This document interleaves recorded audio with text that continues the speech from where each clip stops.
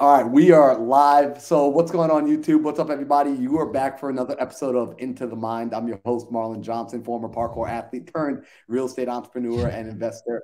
And today we're going to be diving in with one of my favorite people out here, Mr. Kent He. And the reason I brought Kent onto this podcast is because Kent, not only is his energy like absolutely phenomenal in person whenever he's been out here to Arizona for masterminds or events. I mean, his smile is infectious. His energy is just, but the value he gives is incredible on his YouTube channel, on his social media, and within the real estate community. I just absolutely love it. And I've been wanting to get him on this podcast for like 3 months now. This has been like, I've been chasing the man for 3 months, but I'm very persistent, but his schedule is just very busy. He has a life, he has a family, and he has a business that he runs. So I appreciate him making time for us today. I want to dive into your history today, Ken. I want to learn about when you were getting into this real estate business. I want to learn about what you do with affordable housing. And also, we're going to be deep diving a bit about how you leverage social media as a newer investor to really jumpstart your entire business and ultimately shorten your learning curve. So, Ken, first off, welcome to the show, bro. How you feeling? Dude, I am so excited to be here. I can't wait to share everything that I possibly can share with your audience because I just really believe in kind of giving back and your vibe, your energy. Man, dude, I love you. From the first time I met you and talked to you, I was just like, dude, I feel so dreamy right now talking to you. And I just couldn't wait to get on this and just have a one-on-one conversation with you. And we could talk about anything. Like if you have audience that are live or just have any questions, like DM us or just post some comments on there. We'll try to answer anything live. Like I really want to share everything that I know with your audience.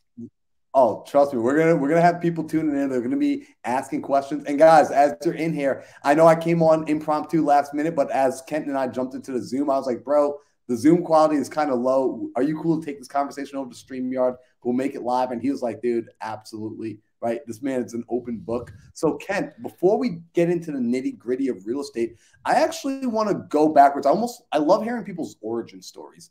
I like to know what got you into real estate and what got you into entrepreneurship to even begin with, because typically most people don't decide to jump into becoming their own boss and to building their own lives because everything is just so perfect and they got nothing to do.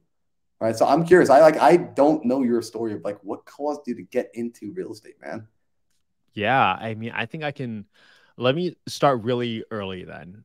So this is a story I tell some folks where I'm a first generation Chinese immigrant. My dad came over from China with about $1,000 in his pocket, and my mom's first job in the U.S. she made like $3 an hour. And she tells me the story all the time where there were 9 of us living in a 2-bedroom apartment. And there were 4 of us sharing 1 bedroom, and I didn't have a crib, so I slept on a stroller that was tilted backwards. And it was one of those apartments in the middle of Chinatown in Boston, rat infested, cockroach infested, where when you turn the lights, you can literally hear the cockroaches just clacking away. Now, one night they had $5,000 out in cash because they were getting ready to bring that home back to China because they wanted to repay some of the relatives for thanking them and helping them get over here. That night, they got robbed. They lost all $5,000, and for them that was rock bottom because they have worked an entire year. I don't know how much money you make, but just imagine losing your entire year's worth of salary between the both of them, my dad and my mom, and that was like rock bottom for them. They lost everything, and it was so heartbreaking whenever I hear this story because they didn't know English. They didn't know anything when they came to the US. But she tells me what kept her going. And the lesson she really took away from that was like, hey, bad things happen to anyone, anybody, but it's about how you respond to them determines who you are. And the only thing that kept her going was hope. And that hope came from being on a wait list for affordable housing. And even though she waited about 3.5 to 4 years for getting her own unit, she was in tears when she got that unit because that really meant like her kids had a stable roof to grow up, and she didn't have to worry about their safety anymore. So for me, this is why now on a mission to create the largest investment community for affordable housing in the United States, because every single family I imagine putting into one of these apartments now is helping someone like my mom that's just a hard worker, wanted to provide the best possible life for the kids and put all their hopes and dreams into their kids. And that's how I got into real estate. So one of my first things, and I'll go right into it, I'll leapfrog a little bit of some of my career because I've done careers as an EMT, answered 911 calls for 5 years in the greater Boston area. I did M&A consulting for a management consulting firm where I helped Fortune 500 companies buy other companies. So very, very intense work there on the management consulting side, lots of hours. Ran a restaurant before, and then I went back into the data science AI realm within the insurance industry for a little bit before I finally read a lot of books during COVID. That was the silver lining. And in August of 2021, I bought my first short-term rental. My partner and I made about $350,000 on that first deal from Force Equity.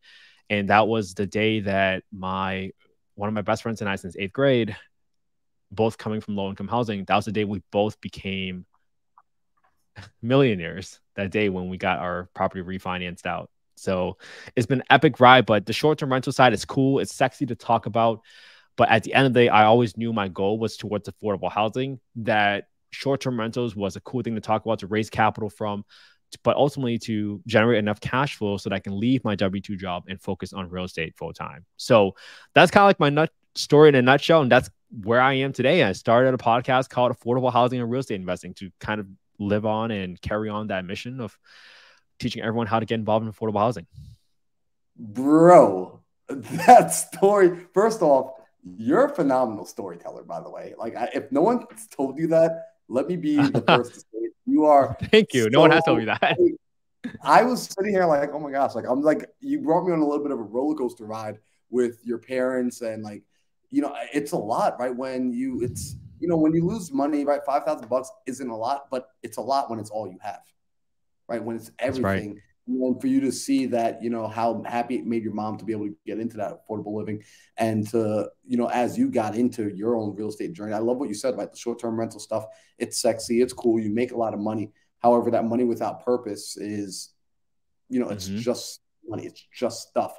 So after you made that money, right, and you and your friend, you guys had a bit of success, can we talk about that for a moment? Because I'm curious to know what your experience was, because I had my own moment where all my life I've heard, you know, money won't make you happy. Money won't make you happy. And I'm still like, but let me go find out for myself. Right. And I'm like, I still want to make money. And then I had one of the days where like I got one of my largest assignment checks at that time, which was like a little over $40,000 coming straight to me. That was more money than I had ever received. So in my world, I'm the richest guy in Kalamazoo, right? Like I'm ready to go. And it didn't feel the way I thought it was going to feel. And I was like, oh my gosh, it's real. So I'm curious for you, when that day hit, and after you had the money, after your financial situation has now changed, you know, in a snap of a finger, what was the thoughts going through your head? Oh, I mean, I think that's a really good question. I think I've heard of many people saying like, hey, when I get this amount of money, or when I get rich, I will then be happy. For me, I was already really happy with my life. I had a great life, great wife, and amazing, amazing friends. And all I thought about when that happened was like, I wanted to celebrate. Don't get me wrong. I wanted to celebrate it for that moment during COVID. So I called my friend that day and said, hey, I think you just became a millionaire. He's like, what? No way. I'm like, dude, I calculated his net worth for him too at the same time. And I was like, dude, we both just became millionaires today because our appraisal just came back in, and we knew that we could pull back out $250,000 from the incremental value. So for us that day, my wife and I had been talking about, it's like, hey, if I get this appraisal and it meets this number, that's the day we become millionaires. So we were anticipating a little bit, but there were obviously no guarantees. But as soon as it hit, we said, hey, let's celebrate it. Let's take the time to celebrate it, about a journey, and reflect on that journey. But then from that point on, it's like on to the next, like what's next? And that was it. So for us, we closed on another property probably about a month afterwards, and then we set them up as a new Airbnb. So that was our second Airbnb. So it just kept going. And for us, we're like, hey, that's enough money now to leave my full-time job and go all in on real estate. even though I knew that the cash flow was going to be limited, I was still going to just be building up reserves. But deep down, I knew that I had to go into real estate because it was my passion, and I knew affordable housing was going to be my passion. So that's it. Like, I was happy, I celebrated, but then it was on to the next. I love that. So always keeping the eye forward. And so when it was on to the next and you're jumping back into the game and you're getting the second property, you're still doing short-term rental. What started to cause you to transition from the short-term rental to what you do now, which is the affordable housing? When did that switch and transition begin? I would say one, it helped that interest rates went up so much. And at that point in time, I exhausted my debt to income ratio. So I couldn't get conventional financing anymore. And with interest rates going up, I think it went up by like in May last year, went up by like 2, 3, 4 points in interest rates. So a lot of deals that were previously deals were no longer deals with the new interest rate assumptions. So it was time to kind of move on. And I started looking into underwriting more and more deals. And I would be honest, right? When I first joined Sub2, it was July, I was really lost. I didn't really know how to add value to the community, right? We hear that phrase all the time, bring value to people, bring value to people. And I really didn't know. So it wasn't until I went through a few times of showing people how I underwrite short-term rentals that people start saying like, oh, wow, you do this on a whole nother level. This is really amazing. And I was like, oh, I didn't know people didn't know how to underwrite things this way, because I have such a methodical way of approaching it. And if your audience wants to look at it, like, I have that video up on how to underwrite short-term rentals. I just kind of give it all away. And it was featured on Business Insider like 5 times in 5 articles. So that was dope that people recognize the value in it. And then that was my way of kind of giving back and helping the people in the community. And eventually in October of last year, that's when I started my affordable housing podcast, because guess what? I didn't have any affordable housing rentals yet. I knew I wanted to go down that path, but I started a podcast called Affordable Housing and Real Estate Investing because I knew that was my passion. I caught myself talking about affordable housing with a incredible amount of energy. And that's where I would encourage your audience to really listen to themselves talk. Everybody says, like, what's my reason? What's my meaning of life? Just listen to yourself talk sometimes. And when you start talking really passionate about something, that's probably it. But I had no idea how to be successful in affordable housing. So I started a podcast about it, so I can bring on guests so that they can share their success stories, how they became successful in affordable housing. So I can learn from their mistakes, but also bring value to them and help them cut reels, help them gain more attention, help them create content, because that's a skill that I have learned that, hey, very wealthy people, sometimes they also don't have time to create content and create Instagram reels, but they know they want to do it. So that's one way I kind of provided value back to them. But the whole gist of the Affordable Housing podcast is so that I can share with people and demystify the process, pull back the curtains and say, this is how you become successful in affordable housing. These are all the problems that might come up in affordable housing. And when you come across these problems, these are how these experts who have been successful have solved those problems. So now everybody that listens to the podcast, you can learn from stories that are mom and pop single family landlords that are Section 8 investors, to pad splits, which is a co-living model, which is providing affordable housing to your working class hourly workers, or all the way up to a ground up construction, new development, affordable housing developer where you're building apartment buildings, or just become a private money lender, right? In all those scenarios. But because it's such a big problem, like I told you about the waitlist about my mom, it was about 3.5, 4 years when she was in it. Yeah. When I was living in it, it was 7 years. In San Diego County right now, the waitlist is 12 to 15 years. Wow. 12 to 15 years. Just imagine if you're like a single mom trying to get out of a bad area, and being told 12 to 15 years, that's literally too late. So for me, you see it. This is why we do it. Right, you see it. And so, I mean, there's a huge demand for what you do. But I want to highlight this because this is so mind-boggling for a lot of people, which is you started an affordable housing podcast before you had done any affordable housing.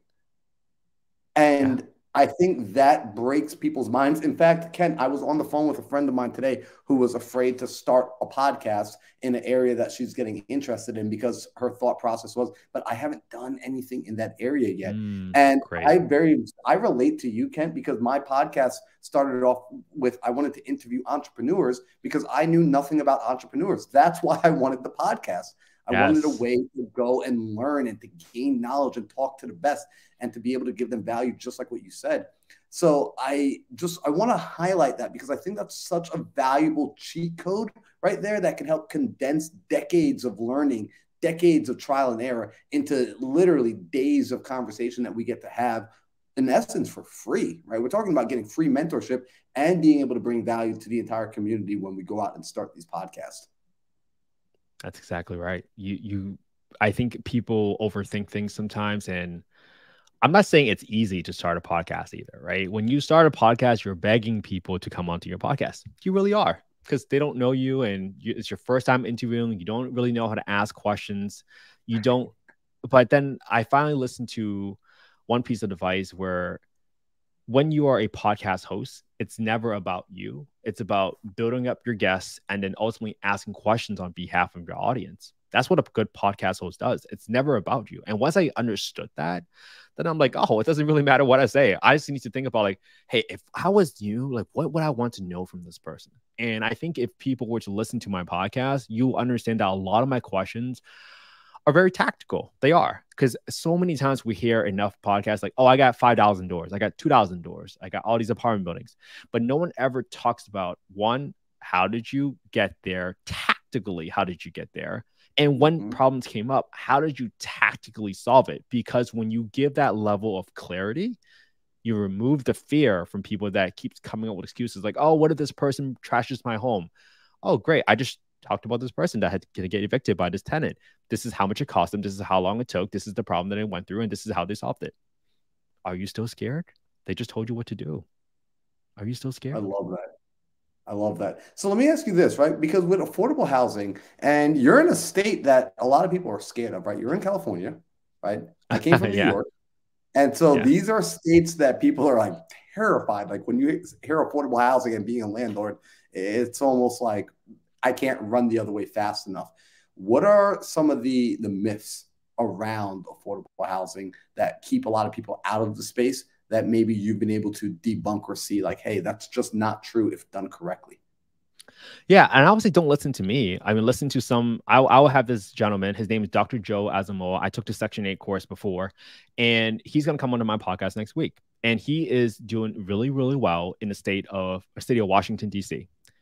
Democratic, blue state, but he's very, very successful. How did he do it? He spent a lot of time screening his tenants. The fundamentals of real estate applies in all your exit strategies and across all your different states. It doesn't matter if you're in a landlord-friendly state. If you put in a crappy tenant in there, you're still going to run into the same issues in a blue state, right? You're still going to lose money. So when you understand how long folks in affordable housing have to wait for their housing choice voucher, which is previously known as Section 8 vouchers, have waited for that voucher, do you really think they want to trash the home and lose their voucher?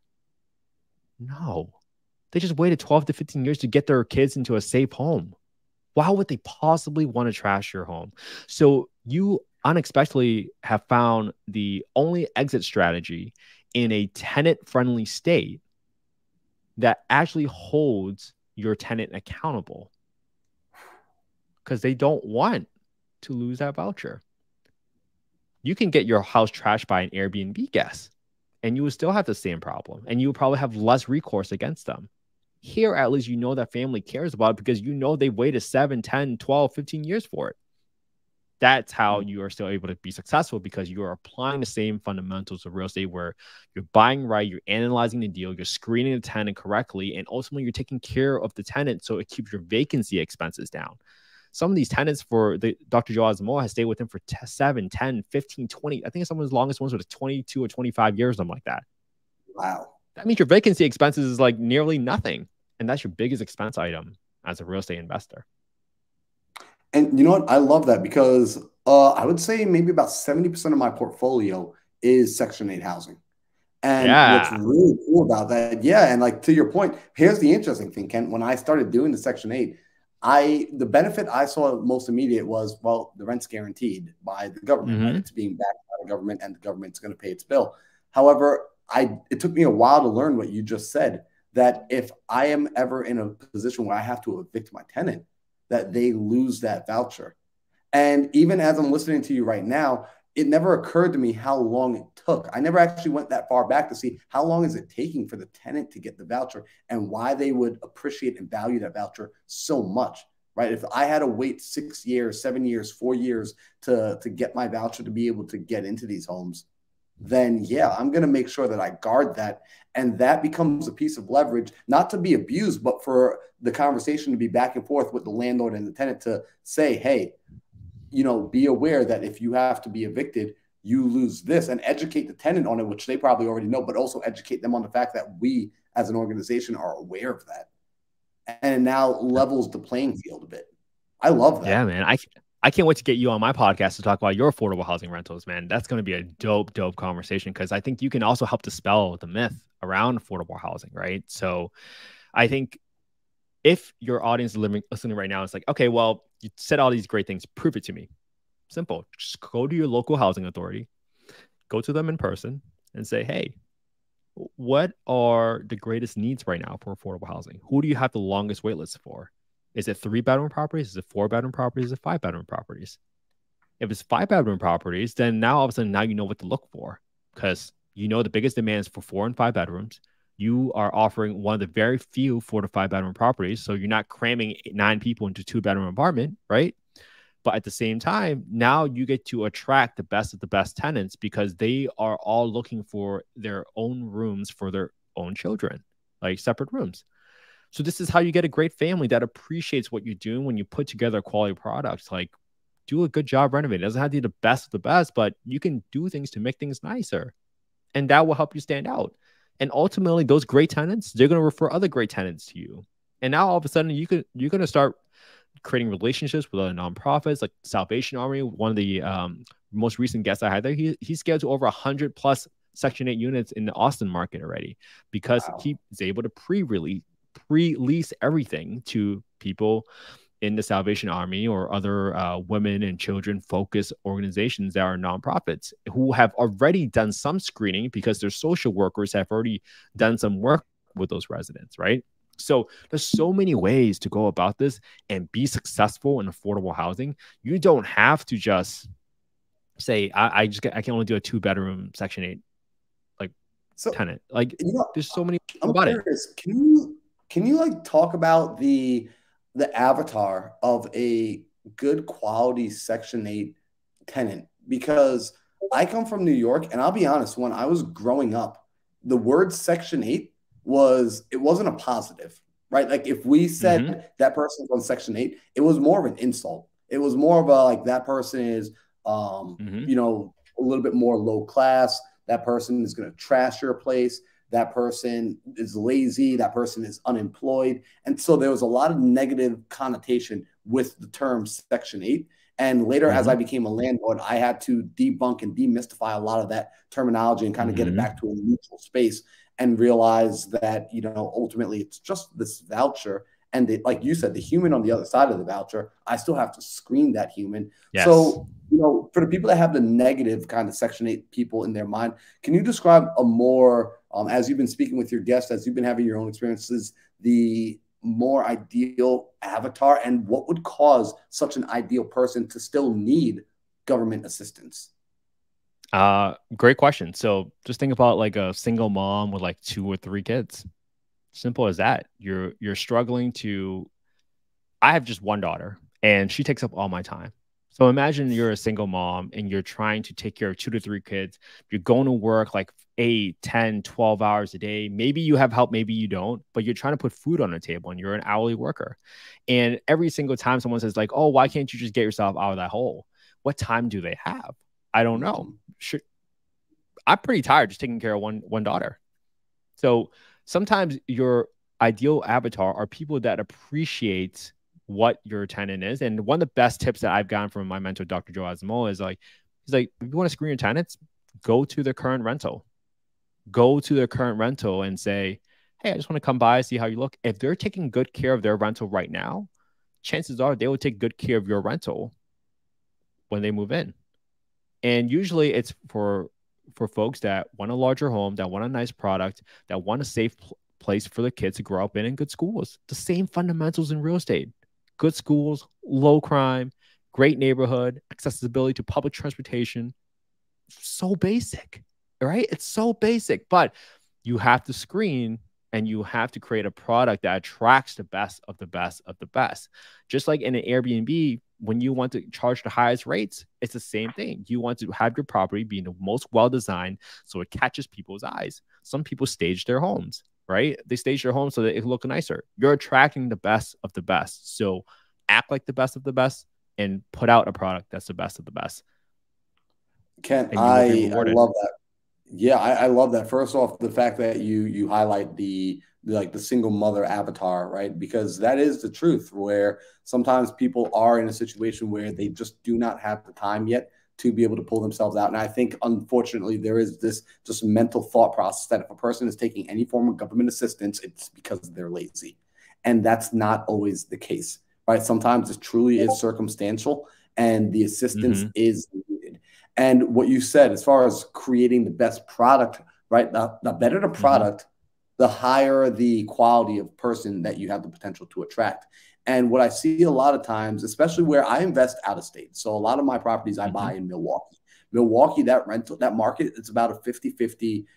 Actually, it's closer to like 52-48 Mm. tenants to homeowners. So almost more than half of the population are renters. And the owners of those rental properties, a large majority of them are out of state investors, right? People from California, New York, Florida. So people with out of state money who look at these $100,000 homes, $150,000 homes, $200,000 homes as like, oh my gosh, I can't believe it's that Mm-hmm. cheap. And because they believe it's that cheap, they also leave it in that cheap quality. These are Mm. Yeah. old homes sometimes, and they believe, well, we can just leave it. That's the standard of this marketplace, and there's no need to improve it. Is that something that you see a lot of the folks that you talk to do with their Section 8s, or do they have a different approach where they come and they look and say, hey, how can I still add value to this property? How can I upgrade the property? Although it's still government assistance, how can I upgrade the property to possibly get either higher rent rates or higher quality tenants, or does it really not matter that much? And can they just throw anybody in there since the government's paying? You can do that, absolutely, but it's not wise to. So I had a guest on my podcast. Her name's Ashley Hamilton. She's on Instagram as the Detroit_investor. And she went from being a single mom making $20,000 a year to now making $40,000 of cash flow a month through Section 8. She, And now what should she do? She provides a great quality product out there. Like she tells me on my podcast, you can look at it, look it up. She was also one of the biggest guests on Bigger Pockets podcast that talked about affordable housing. And she's like, yeah, I put in like these little cool faucets that like lights up. They're like extra like 25, $50. Makes I love those those. little things makes the kids love those units. And sometimes when you sell to kid, it's like a parent would never want to move a kid out of a home that they love. Like if you're a parent, like when you see your kid laugh and smile, it's the warmest feeling in the world. And you would do everything in your power to one, keep it going or never change it, right? It's kind of why when your kids laugh, you try to keep doing the same thing to keep making them laugh. It's an ultimate dopamine hit for a parent. Mhm. But that's what you have to do to learn from the most successful affordable housing investors. Can you go and provide a subpar product and get a subpar tenant and still be successful? I think you can. I think you can. I'll be honest. Because I've seen other people do it and on social media. And I've heard that there are slumlords from other local people in the local markets. And I don't bring them on to the podcast because that's not the strategy I want to provide. I want to provide something that one, I would be willing to live in it myself, or two, put my kids or my parents in there. That's what I care about. Like, I would never put someone in a home that I'm not proud of. I love that, man, and I agree with you wholeheartedly because like that term slumlord gets thrown around when we're talking about Mm-hmm. affordable housing, landlords who own affordable housing, and I've seen it, right? A lot of the properties I've been able to purchase or wholesale during that time came from a lot of these out-of-state investors who very much just threw money at the community, threw money at the property, but didn't really throw any love, care, or attention at it. Mm. And I get it because it can be challenging. You know, there are definitely times where we have to be realistic as business owners, and we have to look at where is the dollar best spent, right? It doesn't make sense to upgrade this property so much so that now it's a negative return on investment. And so it's finding that balance, but there's still that we want to treat this property with care, and the sort of care we put into the property also gives us the ability to demand the sort of client that we want, the sort of customer that we want inside the product, the sort of homeowner that we want living in that product. So I love that that's a conversation, and that's an emphasis, and that's a focus. And so I am curious, right, when going and getting these properties, is it that these properties, when you're looking at purchasing the affordable housing, are you going to MLS? Are people just like going on MLS and picking these up? Or are they still getting them off market? Like what are you finding the best people are doing as far as strategy? Yeah, so I've seen people just get on market properties all the time. I've seen people doing multifamily for affordable housing. My most recent deal that I closed a couple months ago, it was for an off-market deal from one of my guests on my podcast.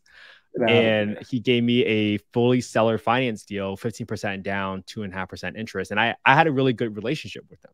But this was like just in May, where when interest rates were like 7%, but I helped him a lot of things, right? I told him about all the issues that might come up, how he's going to be protected. But I also helped him like, hey, when he got a rental where he was getting ready to transition to student housing, he's like, hey, I'm thinking about diversifying my portfolio so it's not all Section 8. It just was a good fit. So I pitched seller finance, and I said, hey, I'll give you the number that you want if you can give me the terms that can make it work for us. So we bought it for 15% down. We cash flow about $300 a month right now, but we put in a wheelchair ramp for the tenant, who is an amputee, single mom, and we are going to increase rents hopefully to about $950, if not $1,000. So we will go from a PITI of $260 to a rent of $1,000. So you do the math on that. It's a great return, and I get to help out somebody at the same time. But since then, I have graduated. I'm working on affordable housing developments now. So I've teamed up with one of my guests and mentor. His name is Alvin Hope Johnson. And right now I am a capital raiser for Alvin. And I am also an underwriter for him, for the team. And we're building 185 apartments in Wisconsin right now. We're building 400 apartments in Princeton, Texas. And we're about to close on a really big raise. I don't think I can disclose it yet because we haven't closed it yet, but it's a huge raise, and we're about to close on it. And we have created a consulting company. It's called Springboard RA, where now we are teaching people how to get into the affordable housing development path. Because guess what? Well, this is what I've learned in real estate. Everybody starts off in single family, and then they're like, I can't wait to go to multifamily. Once you're in multifamily, some people say, I can't wait to get into development. So I just decided, like, hey, let me just go straight to development and learn from the best. So that's what we're doing. That's why I learned how to underwrite. Why go through that progress? Why not just learn from the best and bring value to people? And that's what we're doing. So let me tell you when my mind was really blown. This is what happens when you start a podcast and you bring value to people and consistently bring capital to the table for folks. Here's what I learned. We were looking at a 40-acre deal in Florida, 40 acres. And the asking price was $6 million. Okay. Using round numbers here so we can keep it easy for the folks to follow. And we did a preliminary plan, just conceptually, like putting on a computer, how many units can we build? So we thought we can build about 900 apartments on that 40-acre piece of land. Now, full disclosure, didn't go through, but I'm using this as an example to teach people the ultimate levers of creative finance. Now, here's what happens, right? When you get entitlements, which means you have the permission from the city to build X number of units, then all of a sudden the value of your land goes up.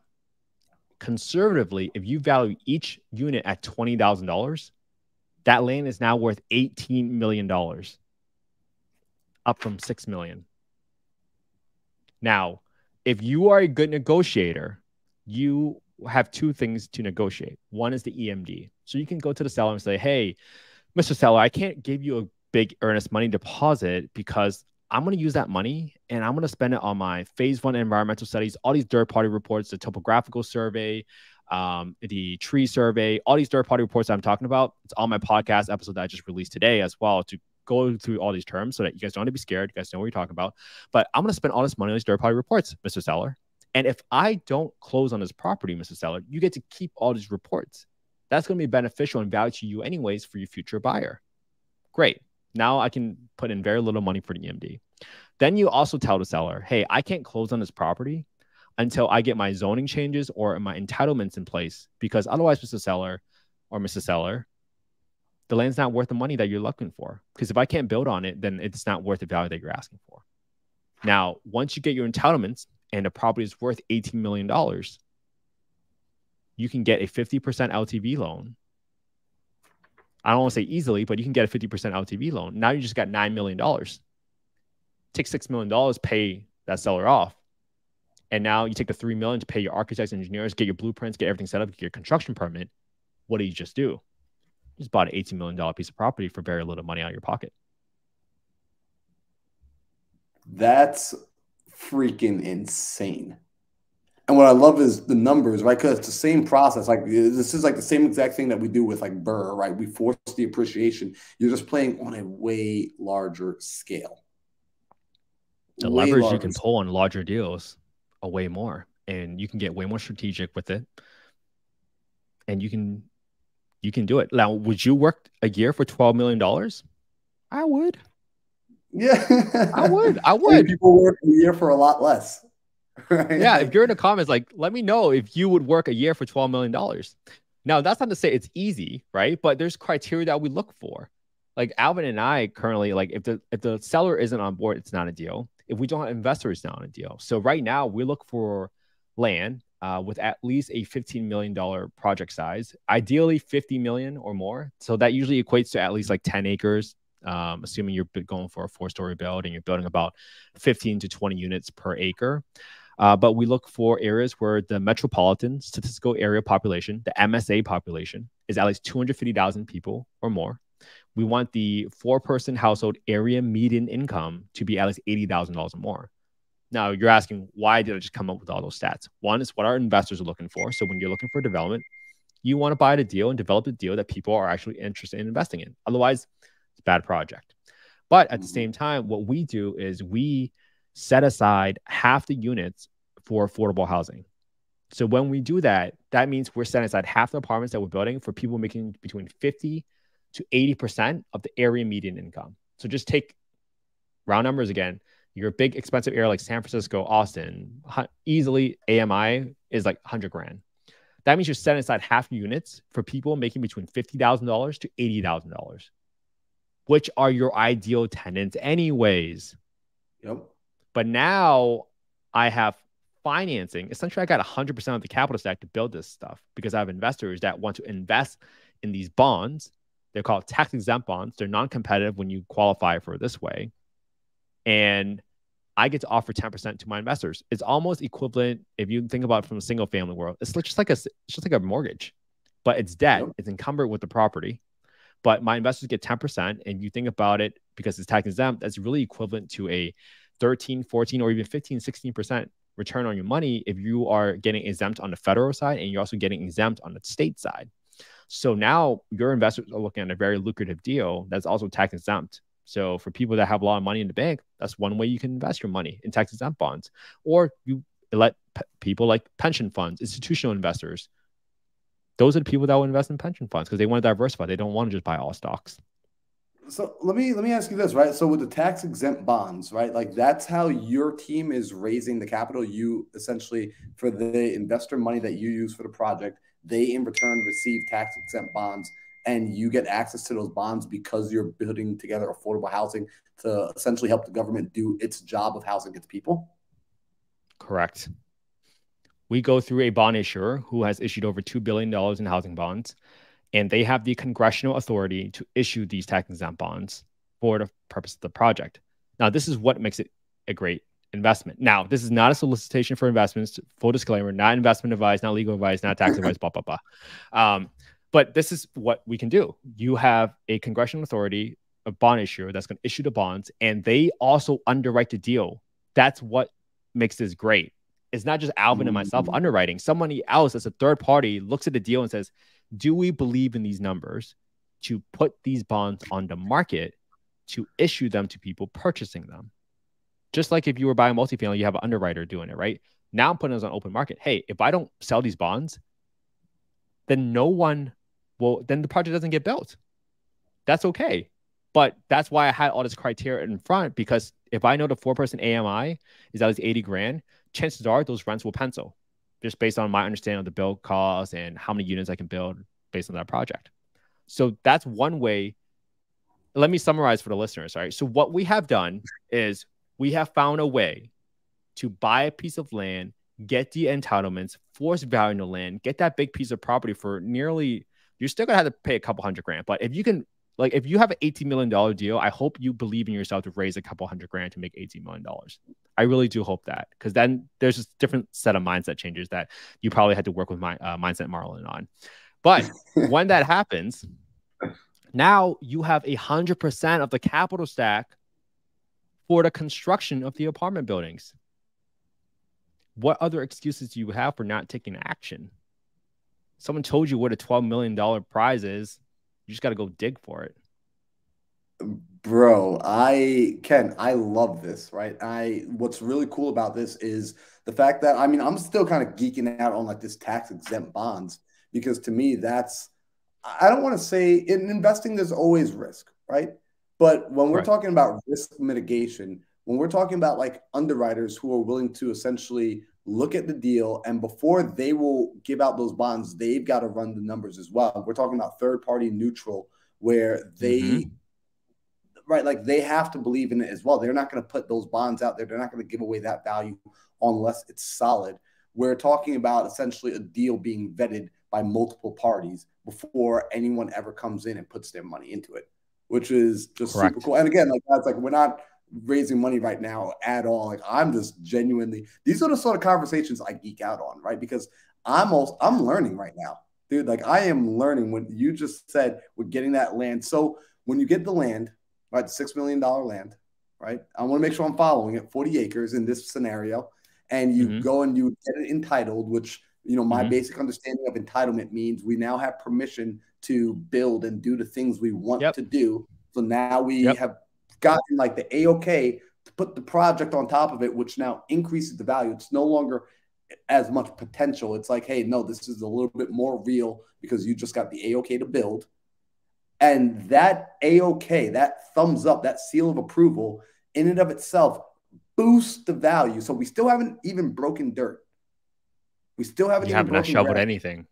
You have not shoveled anything. It's still just dirt, but that dirt now has a thumbs up by the government, by the local government to build.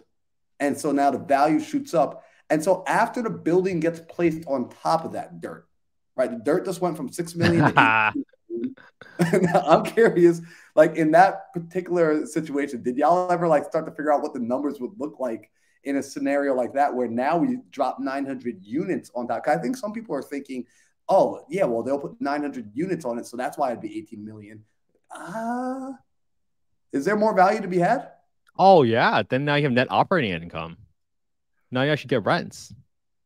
Now it just depends on your exit cap rate, right? That's why you can't promise any values. It's like, hey, what if the cap rate is a 5 from now? Oh, that'd be crazy. But what if the cap rate is 8 because interest rates are 7% right now? Yep. Then it would be a significant difference. What about more like the appreciation? So if you were to come in and drop the 900 units on, right, does that $18 million shoot up to another number? Oh, yeah. The $18 million just value of the land. Each unit will cost at least $200,000 to build. Just to build.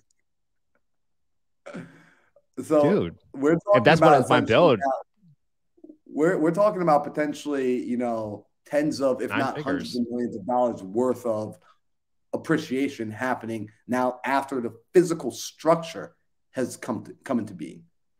Yeah. Right. Like, so we're just talking about net worth. Yeah. So this is why a development's risky, right? So a couple of risks with developments, right? It's not all unicorns and rainbows. So when you have development, one is, I don't know if you guys remember 2008, but I used to live in downtown Boston and near Chinatown. And I walked by these holes in downtown Boston because all these projects stopped, right? So what we do is we have a builder who has given us a max price guarantee. And then we also have them take out a performance bond. A performance bond is essentially a insurance policy that says, hey, if for some reason this builder goes belly up, or they gamble away all the money or something like that, I'm just making things up, then there is insurance policy that guarantees that the building gets built from a monetary standpoint. Okay, so we're trying to de-risk the building part. So now, what are you left with? The risk is, if you build it, will they come? Okay, if I'm setting aside half my units for affordable housing, I just told you the wait list is 7, 10, 15, 20 years. Do you think there's demand for that? Okay, what if these people lose their jobs? If people lose their jobs, the government comes in. So how the Section 8 voucher works is that you as a tenant only have to pay a third of what you make. So let's just say the market rent is $1,500 and you make $1,000 a month. You only have to pay 30% of what you make. So you pay $300 and the government will piece together the last $1,200 to make that market rent of $1,500. If the tenant loses his job, you might be without the last $300 for like a couple months, but then the government should theoretically step in and then solve that problem. And then now you have your full rent again. I love that. So guys, and it's, to your point, I have tenants where their rent voucher covered, some of them 90%. I had a few tenants where they had 100% rent coverage.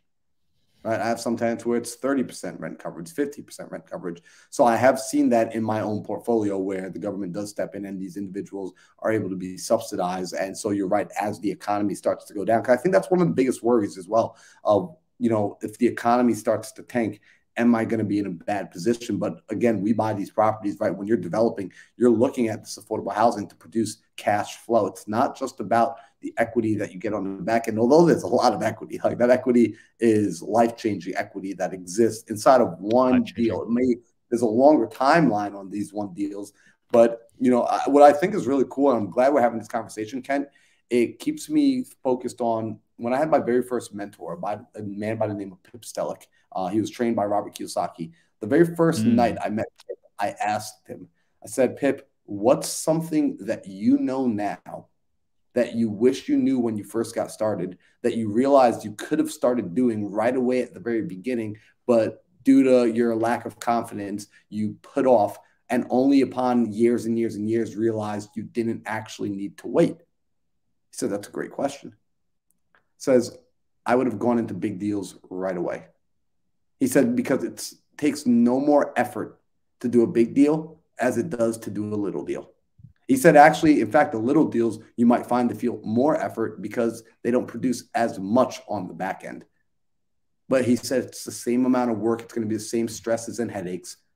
The only difference is the zeros on the back end. And he meant that in a very kind way. And even with him telling me that, Kent, I did what everyone else still does, and I played small. I got scared.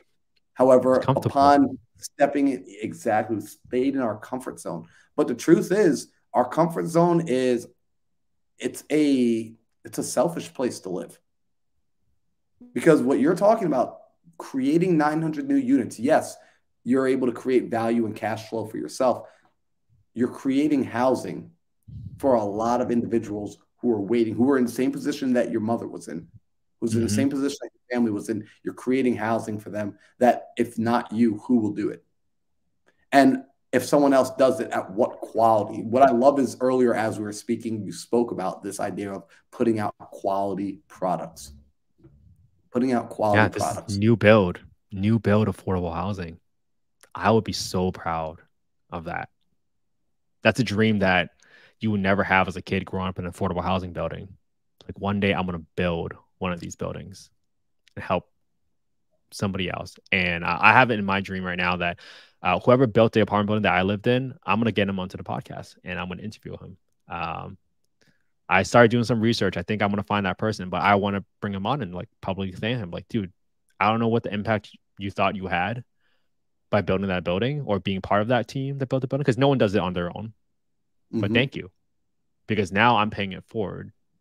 And now I'm going to help hundreds, if not thousands of families. And indirectly, what we're going to end up doing is we're going to help so many people and change so many lives of people that we haven't even met yet. And that is really, really, really cool, because one day we're not going to be on this world anymore. And I thought about it, like, This is not meant to be generic, but I thought about the day I died and I said, what am I going to feel at peace of? The only thing I will feel at peace is not by how much money I've made, but whether or not I have helped enough people in my life that I know that if my family is in trouble at some point, have I helped enough people that they'll pay it for and look out for my family? That's how I'll be at peace. And I think that's why your why has to be so entrenched in you to keep going when these problems come up, because you will have these problems. When you're trying to get that $12 million appreciation, you have to be in public hearings, working with people saying, not in my backyard. And it's your goal to tell them your story of why you're helping people and who these people that you're really helping are, not these myths or stigmas that people have put out in the media. This is why. And ultimately, like, we've all heard that generic, and you can stop me when you want, but this is why we hear this generic phrase all the time. Oh, I just want to help people. Well, who do you want to help and how do you want to help them? Here's one way that we have shared with you today so that you can stop being generic and say, I want to help women of domestic abuse. I want to help victims of child trafficking. I want to help veterans, homeless veterans. Dude, there is a nonprofit for every one of these organizations. And when you form a nonprofit, you also get property tax exemptions from the right areas. Or you can strike deals with public finance committees to get property tax exemptions. You can save $1 million of property taxes on a bottom line every year because your nonprofit is designated there to provide multifamily housing for the population of your choice. And you can make it a win-win-win for everybody. Now, guess what? This is how the game is played. And I think you're naive if you don't think this is how it works. You got to get the city, the votes, and also the housing supply that they need to create affordable housing for their workforce. You got to make your investors win by providing them a decent return on their money. And then you have to provide a great quality product and change the lives of your tenants. You have to create win-win-wins all the time. And I think this is why I have fallen in love with my affordable housing podcast, because I get to bring on people who are kind-hearted, naturally kind-hearted, and genuinely want to help people, which is how I found you in Sub 2 community. It's like being around people with that positive mentality makes the biggest difference in your life, and it keeps you going. Like, I won't lie. Like, in December of last year, I thought about stopping my podcast because I just went for 2 months and I was like, no one's listening. No one cares. I thought about quitting. But then your why needs to be way more important. And that's what's going to keep you going. Because those issues will come out no matter what you do, where you do. But that's why if you can choose your population that you want to help, that will, whatever helps you stay determined on your path, pick that. Listen to how you talk, and then let's just have a conversation. Man, I'm gonna start calling you Mindset Ken, because that right there, that was powerful, dude. Like, and I want to ask you this question, and then I'm gonna wrap it up with 2 final questions. This question, because it's a big thing. Growing up, I was convinced anybody that was making a profit, anybody that made money, somehow I was convinced they were up to no good. They were bad. They were evil. It was almost like just the thing that was naturally put into my head.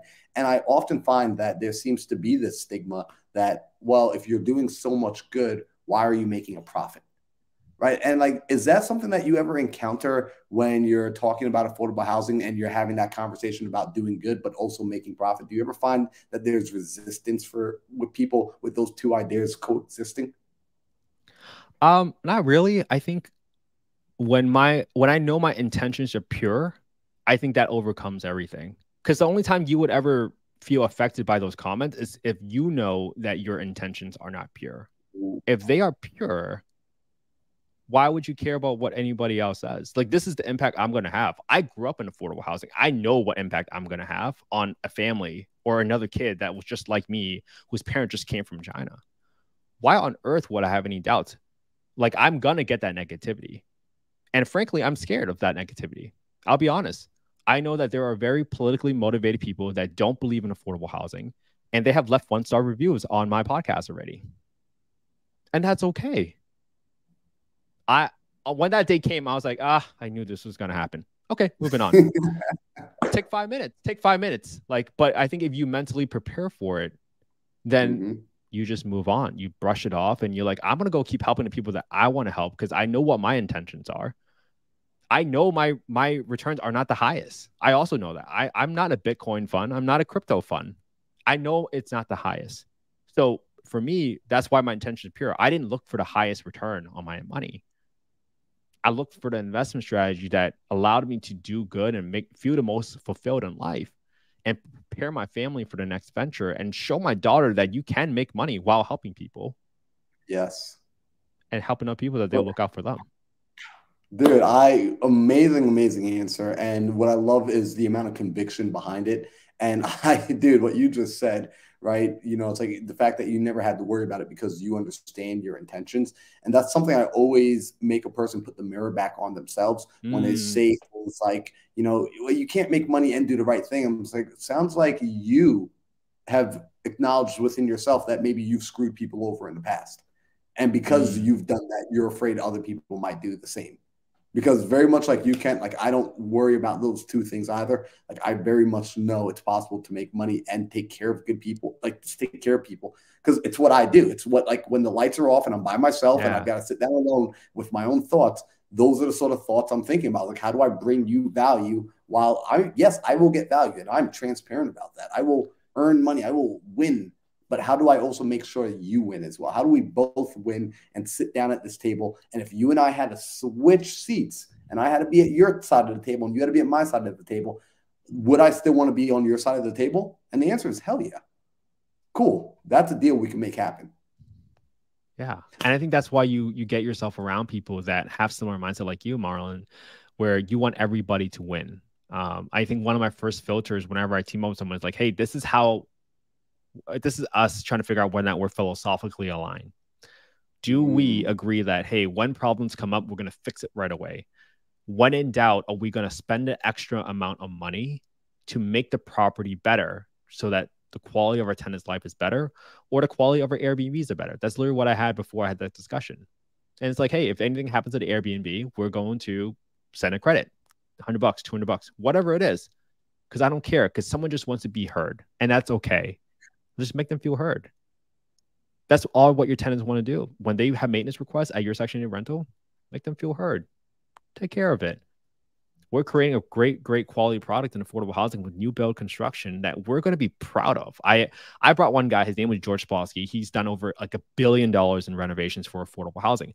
When we showed him our affordable housing mock-up and the renderings, he's like, wow, this is affordable housing? He said, wow. And this is a guy that's done a lot. So I knew we were on the right track. I knew it. If you just get validation from people. And I think this is why Alvin and I started Springboard RA, because like we knew that people, when they hear development and hear apartment buildings, they get scared because they don't understand it. So today I just released a podcast episode. I didn't plan for this, but I literally went through all the third-party reports that needs to take place before you get your entitlements. Why did we do that? Because I wish someone did it for me. That's all a podcast is, guys. Start your own podcast. Just do it for yourself. It's like, oh man, I didn't know what a phase 1 environmental report is. I didn't know what a topographical survey is. I didn't know why you need an ALTA survey. I didn't know what the planned development exhibits are. I didn't know when I needed this water plan or storm drainage layout before I get my towns. I didn't know I need that, but now I do. So now I'm feeling a little bit more prepared. Every time I spend on a conversation, a little bit of the fear gets removed. And I just have a really thirst and curiosity to learn as much as possible, because I just want to take that back and share it with the world. I wish someone wrote a book on how to do all this stuff 10, 15, 30 years ago, because then we could have been reading that right now. So Alvin just wrote a book called The New Look of Affordable Housing. I told him, I was like, dude, you got to write a book. Like all the stuff, you should write a book. And then once we keep going, we just keep iterating on it. The book doesn't have to be perfect the first go around. Let's just do and let's just give it all away. Because if you believe that people genuinely know that you want to help other people by putting all this content out there and helping people instead of keeping it to yourself and not sharing any of this stuff, it's selfish. But that's how you're trying to help people. It's like, I'm going to give it all away, but I'd rather be a co-developer with you, because guess what? Alvin and I don't have time to look at every single deal, to go through every single meeting with the cities. But we're happy to sign you up as our consulting client so that we can walk you through, hold your hands through the process, because I don't really believe in that mentorship program. Because what really allows you to be successful in a development is that no development is going to be alike, because every piece of land is different. Every unit count is different. Every city and county and public hearing meeting is going to be different. But when you commit to you on that deal, now you feel like you got someone on your side, and now you can take this walk together so you don't feel so scared. And that's it. That's our goal. Like, remove the fear so that you don't feel like you're on an island by yourself, going down this path of development. And I think that's ultimately how we get the supply of affordable housing up and help so many people. But as I always like thought about, is like, you might want to help thousands or millions of people, but first you got to work on yourself first. And that's why you got to work with Marlon.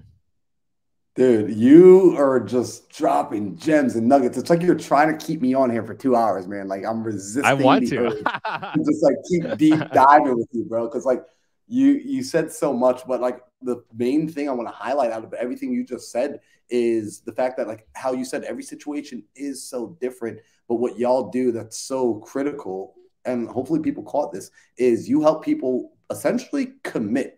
Right, like you help people stay in the game and like basically say, this is where we're going, and we are not accepting any other option. We're going to complete the mission, because there is a power that turns on only after commitment is had. Right, creativity follows commitment. Right, people sometimes want to creatively solve the problems and do this and do that, but they haven't yet committed first to saying, I'm willing to die on this hill. And when the mindset becomes, I'm willing to die for this mission, I am going to see this through until the end, then those additional creative thoughts, the nuance, the solutions, the partnerships, the chance encounters, all of those things begin to follow after an individual becomes a committed human being. And I love what you said. Like, our goal is to help you remove that fear and essentially hold your hand so that you can be that committed human being, knowing that we're going to walk this way together. That's freaking insane, bro. That's epic. That's epic. Yeah, dude. Like, I think that's why most online courses don't work, right? You're hoping people look at the courses that you put out, but you don't have anybody actually there. And that's why the Sub 2 community is so powerful, right? Because we've got leaders like you that are helping people every single day, but someone else needs to be alongside with you, because we are all lazy. We are all we all are scared, because that's natural humans. We used to live in caves and be scared of the saber-toothed tiger. We're all scared. We're trained that way for millions and millions of years. So naturally, that's going to stay with us now. But the only time you go out of that cave is probably when you have a group of 10 of you. Now you guys all suddenly feel a lot more powerful, right? Same concept. We're just going to do the same thing when it comes to development, because I so believe in affordable housing and the amazing opportunity is going to be. Like, you hear about this affordable housing crisis on the news and every day. Like, don't believe me. Just do a simple Google search and you see the words affordable housing crisis like all the time, blah, blah, blah, blah. But there are a lot of opportunities in this space. You can make a lot of money, help a lot of people, and be ultimately really, really proud of yourself. Like, just imagine yourself standing in front of the building that you built, helping the people that you wanted to help. And they are just there, like, in tears, thanking you for putting them in a beautiful home. Man, that gets me out of my bed every single day. I don't know what gets you guys out of your bed, but I hope you find it. Listen to how you self-talk. Dude, I love that, man. I appreciate that. And you know what's funny? And I'll ask you the next question right after this, but I feel like this is worth saying, because one of my very first mentors, he used to say to me, he would say, you know, the information, he's like, yeah, we can sell it, we can give it away. The information's out there. But the real value, whenever someone enters into a mentorship program, a coaching program, anything like that, isn't the info, it's the support. Right? Because I can go on the internet, I can Google whatever I need to Google. I can go to the library and I can read whatever book I need to read.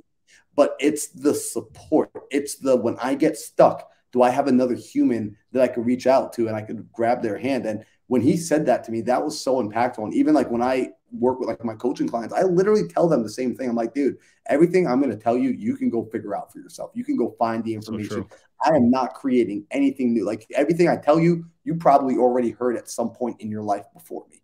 And I'm so transparent about that. And I say the thing that you're reaching out to me for, it's the same reason I reach out to the people in my life. It's when I get stuck and I can't remove the boulder in my path, I need someone else to help me move that boulder out of the way so I can keep going down the road. So, bro, spot on with what you do. Let me ask you this question. These are my final two questions for you.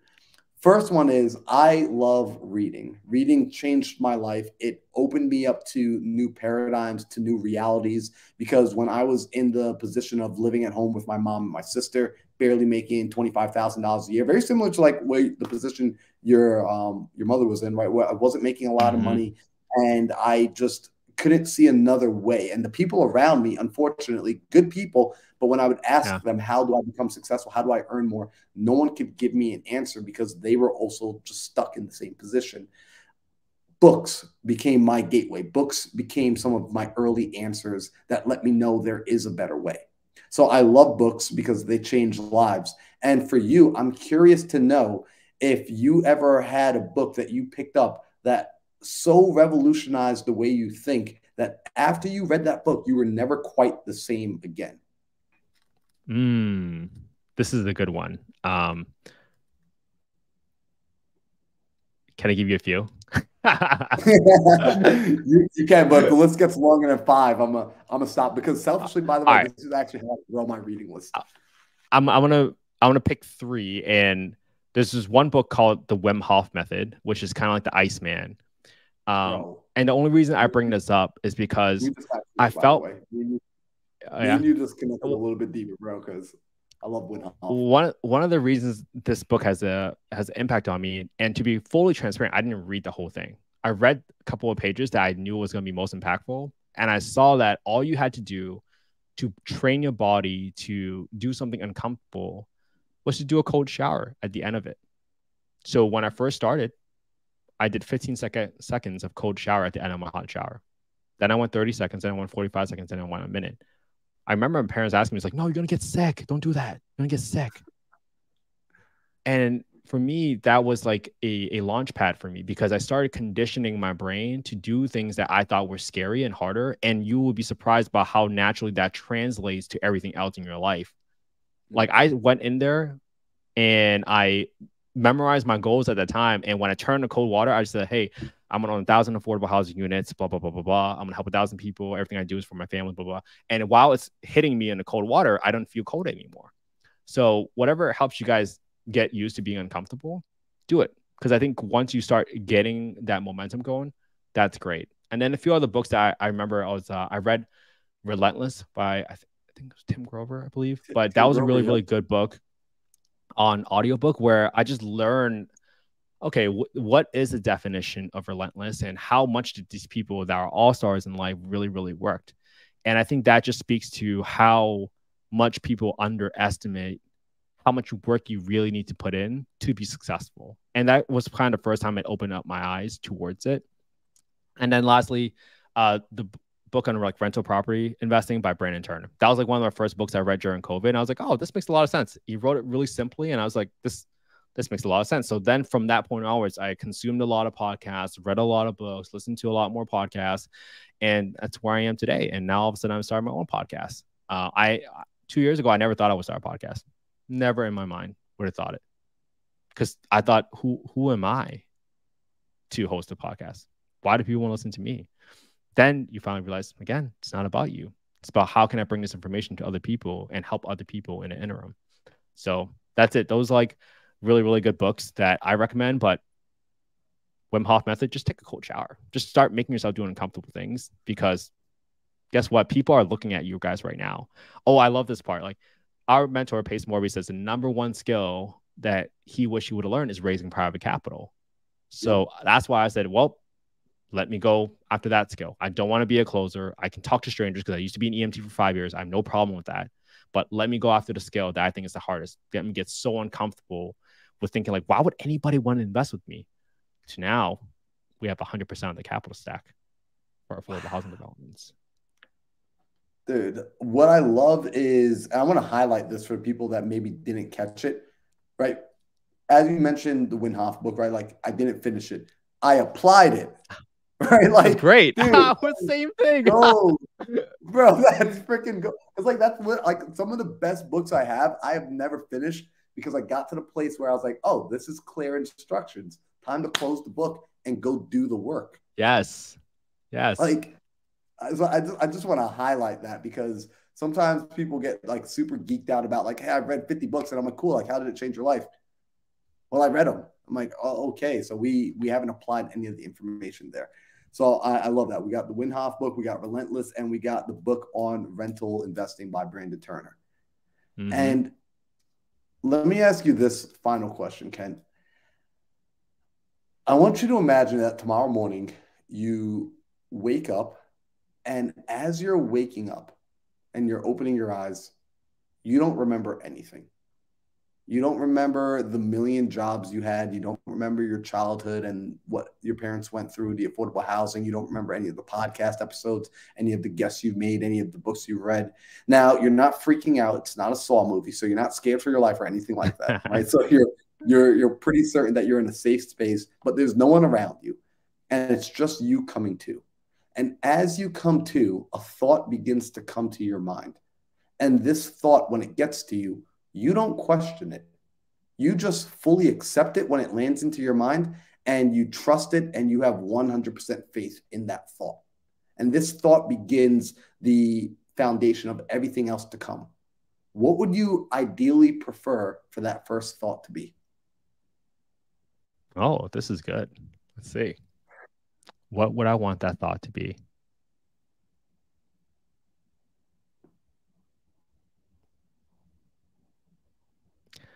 I would say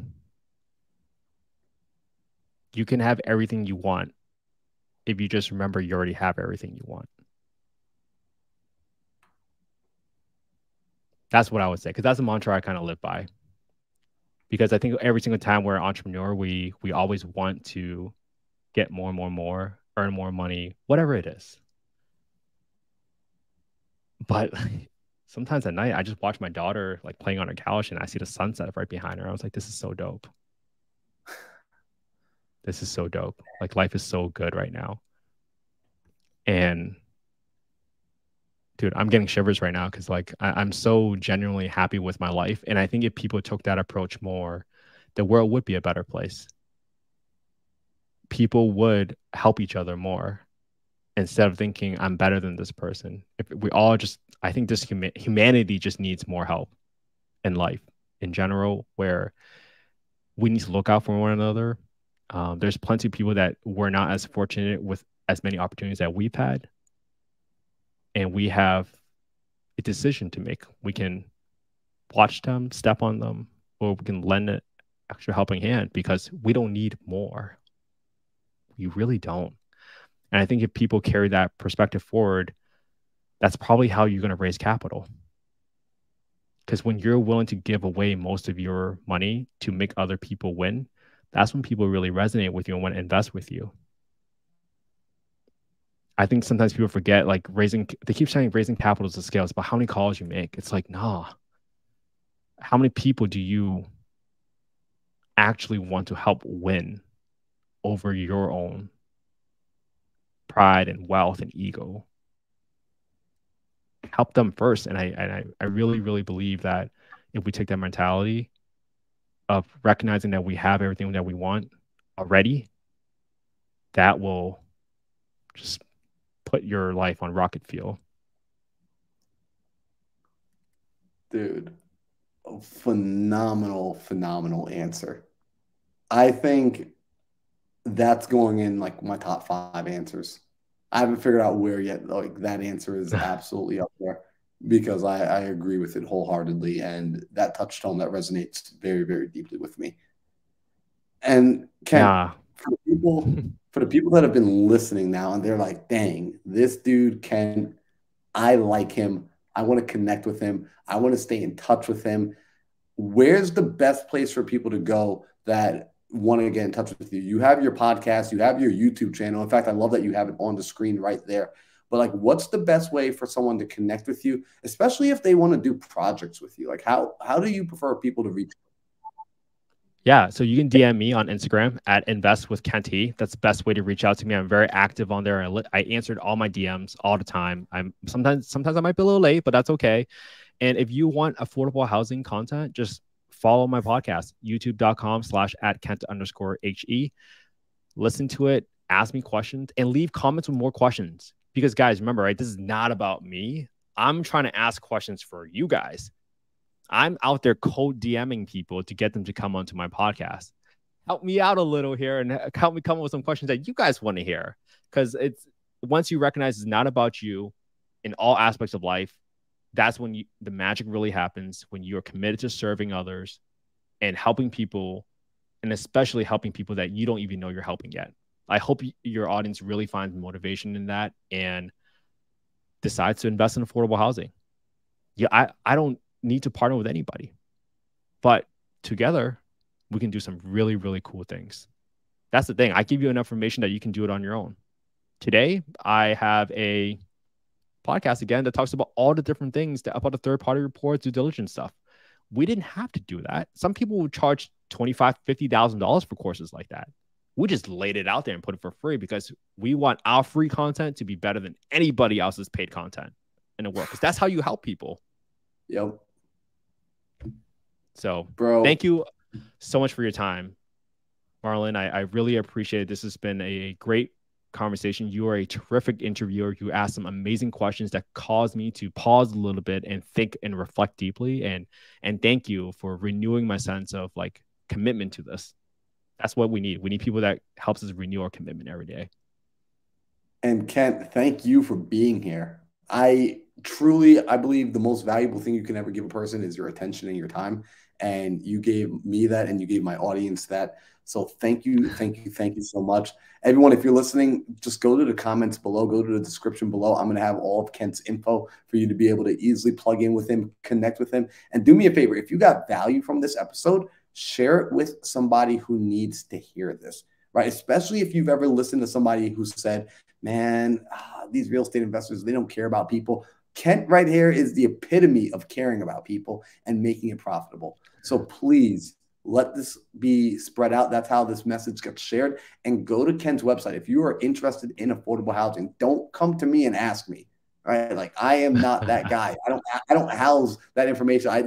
My job with this podcast is to introduce you all to people who are better than me, who are amazing than me, to introduce you to the resources and the network that I have. So this is me doing my job. I'm passing the baton over. This is the affordable housing guy. Like, this is who you should go plug into. So Kent, I thank you. I appreciate you being here. I look forward to having you back on in the future. Seriously, I can't wait. It's going to be awesome. Thank you.